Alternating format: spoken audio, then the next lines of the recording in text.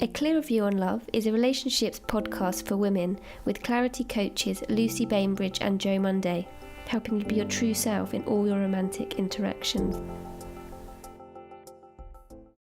So hi everyone, welcome to the second edition of A Clearer View on Love, inspired by me and my colleague Jo Monday, who have come into an amazing understanding which has really transformed our lives, which impacts on all areas of our life. Basically, this understanding is that when we have less on our mind and we have less thinking around situations, we actually have a better experience of life. So this subject received an email from a listener who said, and I'm going to read it out because it's brilliant the way she put it, it's really funny. She said, am I kidding myself that I'm single by choice? Or am I just not bothering to get out of my comfort zone to look for someone? I'm kind of sitting in my living room, and if Prince Charming happens to swing by on his white horse, well, great. But if not, I wonder, will I have regrets when I'm an old grey spinster being eaten by cats? And I just love this. Because I can just totally relate to this feeling.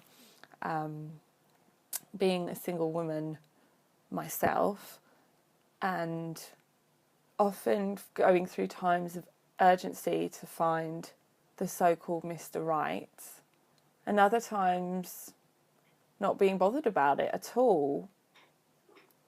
And so this just opens up so much for interesting discussion. It's what I see in that question is that we, in some way, think that we ought to not be happy if we're not in a relationship, or we have this kind of thought process that tells us that if we're okay on our own, then it's not really okay. We're ignoring a really big problem or something, which is that we're single, and that is not a good thing in some way. So Jo, what do you have to say about this? Yeah, hi Lucy. God, there's so many things actually about this. I think, yeah, you're right. The kind of implicit assumption in that question is that life will be better with the Prince Charming that swings by, and also that it will kind of be a painful process to go out there and look for him, like sitting in your living room is kind of preferable because it's comfortable. It's not going to be challenging in any way. But the whole idea of comfort zones is quite interesting because the experience of in a funny way, a comfort zone doesn't actually exist, in that discomfort can't actually come from something out there. So discomfort can't come from going out there and going on a date, or speed dating, or internet dating, or going out to a party, or whatever you're thinking, oh, that would be a good idea, but oh god, that sounds hideous as well. That's not actually coming from when you're kind of thinking about doing that. Let's say speed dating, for example, which is kind of like, let's ramp it up because lots of people find that pretty uncomfortable. When you're thinking about doing speed dating and you're not actually doing it, you're in your living room thinking, ugh, that feeling that you're having in the moment doesn't actually know anything about your speed dating. All it knows is about what you're thinking in the moment, because we can only experience life through our thinking in the moment. So that is actually a bit of a myth around comfort zones, is that there are things out there that are outside my comfort zone. There are things out there that will disturb me if I do them. But actually, it's the thinking about them that's disturbing you, not the actual thing, because you haven't actually done anything about it. You haven't actually got out there and done anything about it. So that shows that it can't actually be caused by the speed dating, because your feelings don't actually know anything about the speed dating. They only know about what you're thinking in the moment. And then when you actually do, for example, say you decide to take some action and go speed dating, you always have, when you're out there and doing it, you're actually feeling your experience of the speed dating in the moment, and every fresh moment you'll be feeling and thinking something different, but you won't actually know till you get to that moment where you're actually in that situation. You actually know what you're going to feel, so you don't actually know. And what we can't predict is that there always will be fresh new thinking available to us in the moment, and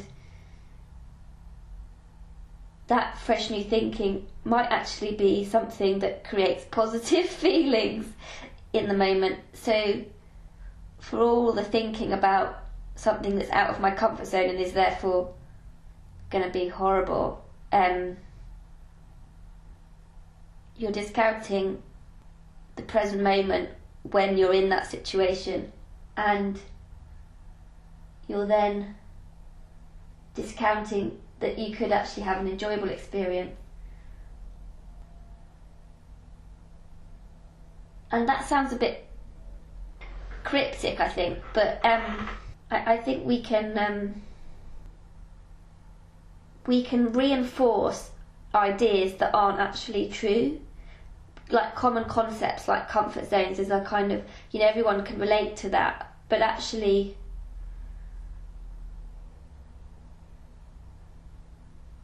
you're thinking about something that's generating a feeling, but that feeling isn't coming from that thing that you're thinking is outside of your comfort zone. Yeah, so so much wisdom in what you just said. So what I heard in that was, this, like you said about ideas, we create ideas that so people can relate to each other. We can relate, pushing out of my comfort zone, which basically means I'm going to feel in some way fearful about doing this thing, as if the thing I'm going to do creates fear in me. And we all know that everyone's comfort zone is different, so it's really just the unknown, or doing something that maybe we've had a bad experience in the past of doing and expecting that we're going to have a similar experience again, or something of the sort. But the idea of comfort zone being in some way reality, it really, it almost adds to the problem. And so this comfort zone, it doesn't even need to exist. It's like,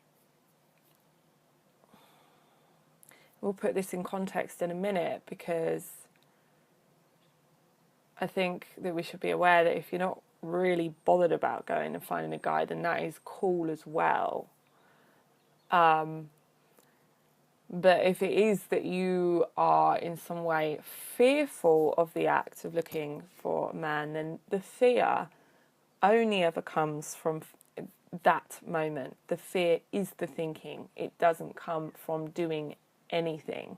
Fear is nothing to do with the action.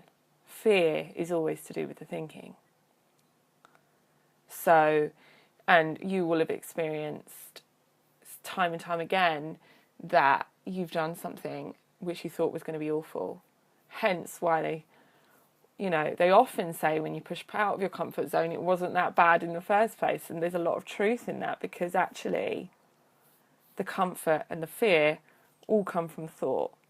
So if you're feeling comfortable in your living room, it's a concept. I'm sure you felt anxious in your living room other times. You know, it's this idea that comfort comes from an environment or a situation or a not doing or a doing. And often it doesn't exist at all. So,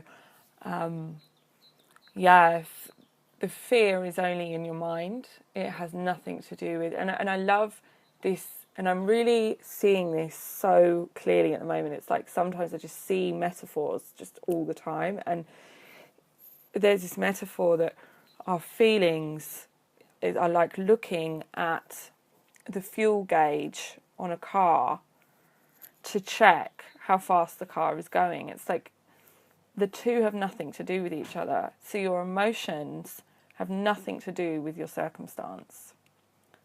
They just happen to be part of the same car, but they don't. One doesn't tell you about the other. It has nothing to do with the other. Like zero.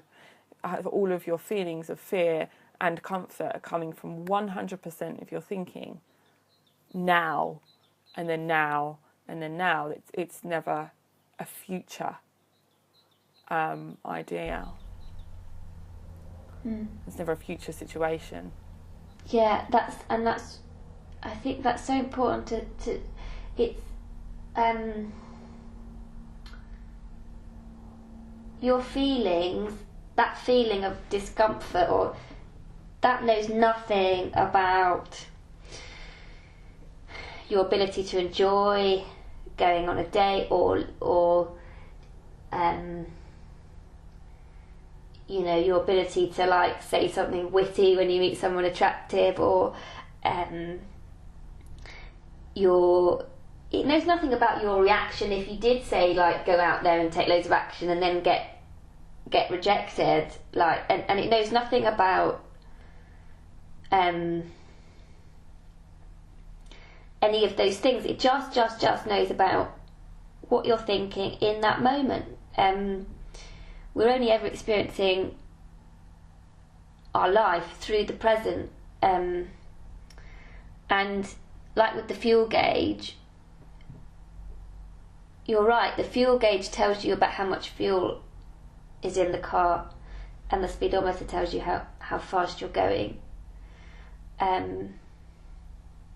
When you drive faster and the speedometer goes up, it's not telling you about a change in fuel. It can't do. It actually can't do.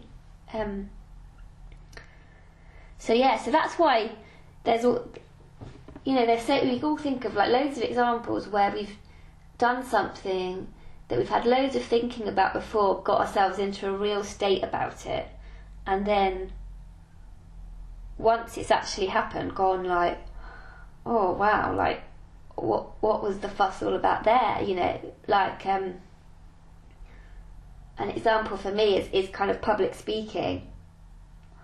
Sort of doing public speaking, oh, you know, what am I going to say? Like all the different scenarios that could go wrong, like kind of go through my mind really quickly. But I'm just experiencing my thinking about that thing. It's not the actual thing. And then when the actual, like if I'm speaking to like more than a few people, it would be, my heart would race probably to start with, and I'd feel the nerves. But, you know, it's almost like I can kind of now feel this kind of detachment to them, because I can feel all these like kind of processes going through my body. I can feel my heartbeat racing. I can feel myself, you know, my thoughts might be racing or whatever, but actually I know I'm generating it myself. So I am. It's kind of feels safer. I can be more present to the moment, and I can feel safer and more receptive to what's going on with me, because I know that thing out there, which is that audience, isn't creating the faster heartbeat or the racing mind. That's actually, I'm always okay, because it's always coming through me. So yeah, it's kind of like you develop a resilience, I think, to going into those situations that might perhaps feel uncomfortable, but you can start to ignore stuff more. You can start to ignore those racing thoughts that really want to kind of let you know that you're in danger here, or you got to get out of this situation, and you kind of get a bit more curious and expansive with the world. I mean, like, one of the side effects for me has been kind of just doing more exercise, because I used to have lots of thinking about that, how it was really uncomfortable. That was a kind of out of my, what I would have called my comfort zone, going to the gym. But actually, my experience of the gym was completely arbitrary to the feelings that I was getting before I was even at the gym, because that was just coming from my thinking in the moment. Yeah, absolutely. And it just draws on so many other areas of, just because something's not in our habitual routine, and because we're not used to doing it, it doesn't mean it's any less or any harder. Or we've got conditioned to thinking that because we haven't done something before, that in some way it's painful. And so,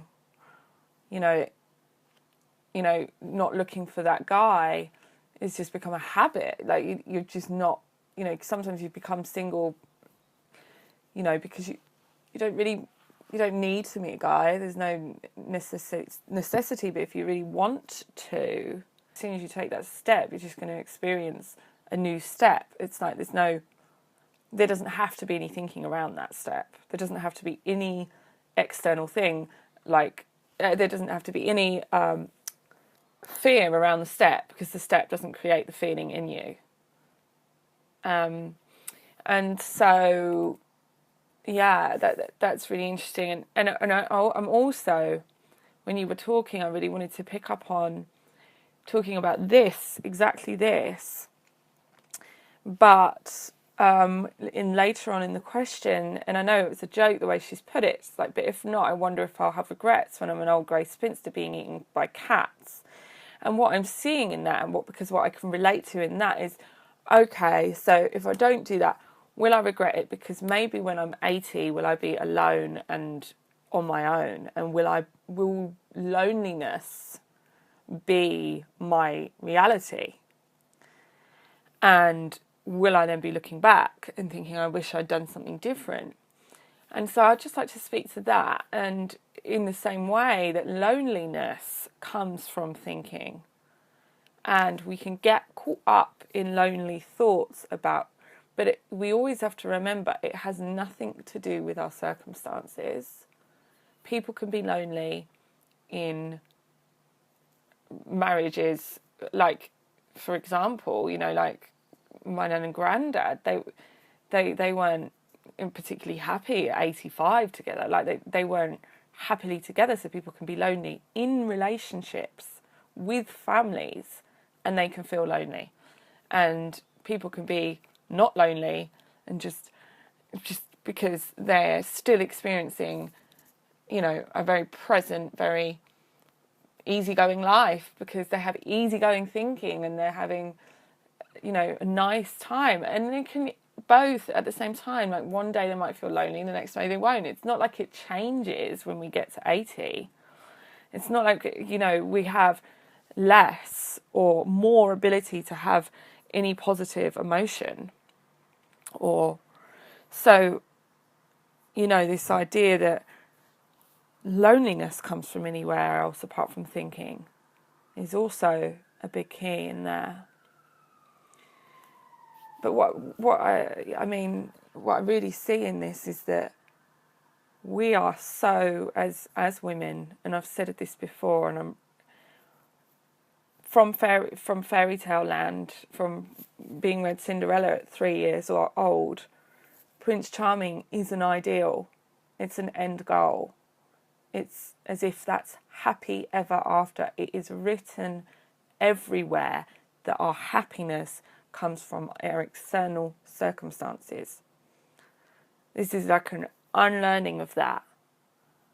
And it, we're so built into us that we're going to have these habitual thoughts about Prince Charming equals happiness, even though our conscious mind goes, yeah, well, we know that's not true. But it's really starting to open up to the fact that it's just impossible for someone else to create happiness within you. It just has nothing to do with happiness. Yeah, and when you're feeling unhappy, or haven't had an experience of being happy on your own, for example, it kind of makes sense to kind of go, well, if I line up everything in my life, then that must be where it comes from, because I haven't ticked those boxes. That must be where the happiness comes from, because I can't see any happiness in my life right now. So where does it come from? It doesn't come from me, because I'm not happy. And I loved what you were saying as well about the loneliness, and people can be lonely in marriages or unhappy in marriages, and the marriage isn't the source of the happiness. We are, the person is having lonely thinking, unhappy thinking, and if we there is a depth of feeling that can be felt in the moment that is beautiful and powerful and loving and breathtaking, from understanding where our experience comes from, because we can sink into the moment and realise quite how rich it is. But the analysis of whether I'm single or happy or whatever it is stopping us, because it's kind of qualifying the present moment. But actually there's an infinite depth to the present moment that we will never truly, completely experience, because it's infinite, but we can reach depths that that just feel so amazing and like the biggest love you'd ever experience, if we can understand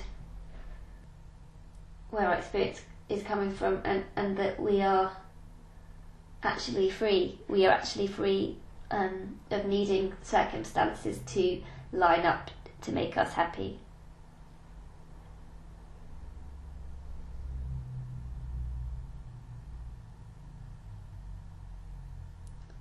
And it kind of feels so simple that it's easy to overlook it. It kind of like, well, it can't be that simple, or I know this already.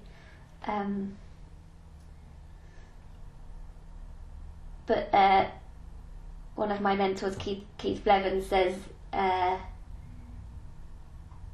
if it's not changing your life, you're not seeing it. and that's really true. Because it's a seemingly small innocuous thing, but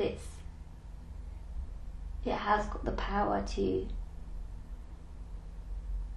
change your life. It's understanding how life works, understanding how we experience life, and the more you can understand anything, you know, the freer you are, the more options you have. That can apply to, you know, the more understanding you have about kind of practical matters, the more options you have in terms of career or